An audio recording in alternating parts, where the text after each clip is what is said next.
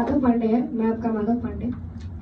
आज जो मैं प्रस्तुत करने जा रहा हूँ वो कविता वीर रस पर आधारित है।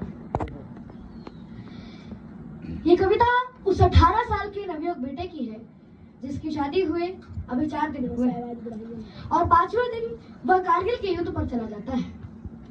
एक दिन उसने अपनी पत्नी, माँ और पिता को खत लिखता है।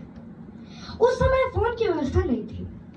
दुर्भाग्यवश उसका खत पहुंचने से पहले उसका शव तिरंगे में लपटाकर घर आ जाता है। बेटे का शव जब आई होगी सोने आंगन में, शायद दूध उतर आया हो बूढ़ी माँ के दामन में। वो पिता जो रात दिन एक ही स्वप्न देखता रहता था कि कब मेरा बेटा मेरी अर्थी को कंधा देगा।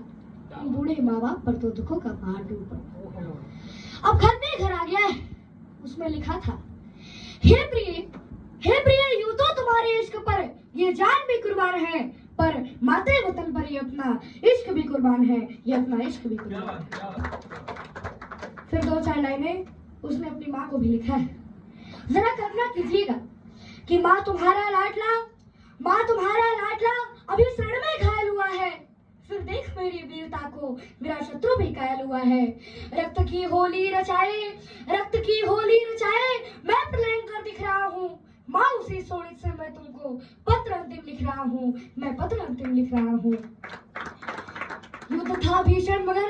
युद्ध था भीषण मगर मैं एक इंच भी पीछे न हटा हूँ। माँ तुम्हारी थी शपथ, आज मैं इंचों में कटा हूँ। एक गोली वक्ष परमा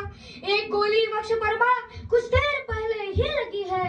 माँ कसम जो तुमने दी थी वो आज मैंने पूर्ण की है। तो छा रहा है सामने माँ, आग के आगे अंधेरा, पर उसी में दिख रहा माँ आज मुझे अंतिम नूतन सवेरा। कह रहे हैं शत्रु भीमा मैं किस तरह सैदा हुआ हूँ। लग रहा है कि कोई सिंगने की कोख से पैदा हुआ हूँ। ऐसा न कभी समझो न माँ, मैं चीर निद्रा में जा रहा हूँ। माँ तुम्हारी कोख से मैं फिर से जन्म लेने आ रहा हूँ। फिर 2-4 लाइनें अपने पिता को भी लिखता है। कहते हैं कि वो पिता बड़े ही सौभाग्यशाली होते हैं जिनकी अर्थी को कंधा उनके बेटे देते हैं। कैसा लगा होगा जब जवान बेटे की अर्थी को कंधा उनके पिता और दादाओं ने दी होगी। जितनी भारी लगती है ये शेषनाग को धरती, उतनी ही भारी लगी पिता को उनके बेटे की अर्थी।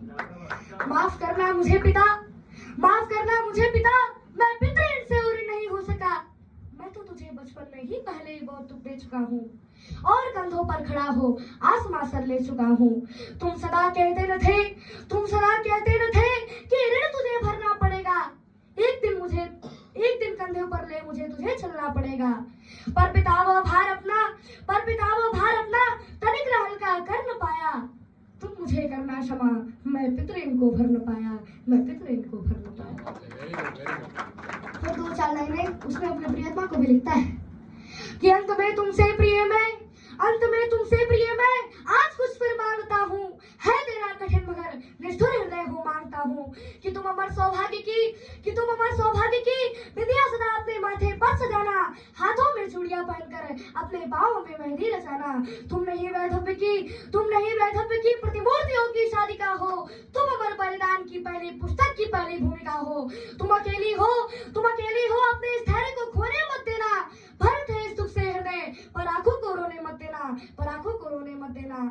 शब्द पद की यात्रा से तुम मेरी अर्धांगिनी हो। 7 जन्मों तक बजोगी तुम अमर बैराग्नि हो। इसीलिए अधिकार प्रिय मैं तुमसे ले रहा हूँ तेरे मान के सिंदूर प्रिय। मैं मातृभूमि को दे रहा हूँ। जय हिंद, जय विश्व भारती।